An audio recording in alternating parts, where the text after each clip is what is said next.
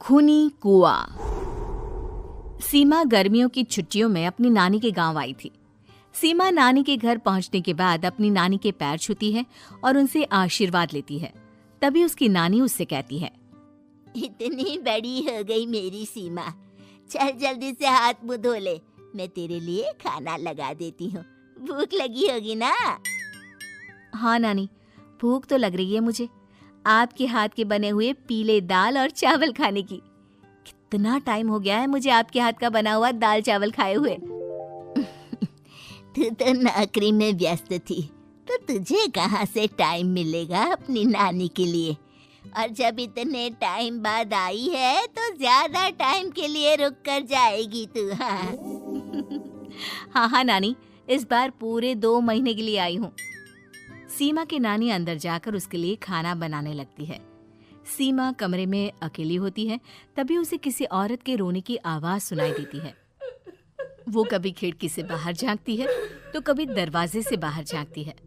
उसे समझ में नहीं आ रहा होता है कि आखिर रो कौन रहा है। तभी नानी खाना लेकर आ जाती है। वो अपनी नानी से कहती है, नानी, कोई औरत रो रही है क्या? मैं जब से यहाँ आई हूँ तब से मुझे यहाँ किसी औरत की रोने की आवाज आ रही है। हे भगवान, कहीं ये वही तो नहीं?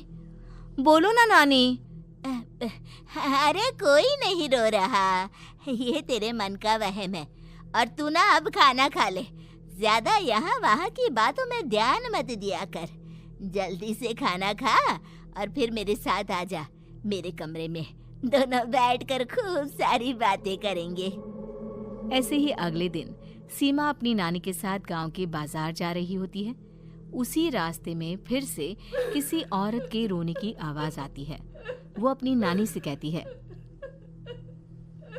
अरे नानी, क्या सच में तुम्हें अभी भी किसी औरत की रोने की आवाज नहीं सुनाई दे रही?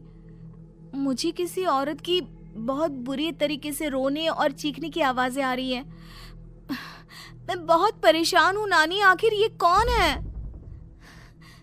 मुझे लगता है कि सीमा को शहर भेज देना चाहिए, यहाँ रहना उसके लिए ठीक नहीं। नानी बोलो ना, आप चुप क्यों हो जाते हो?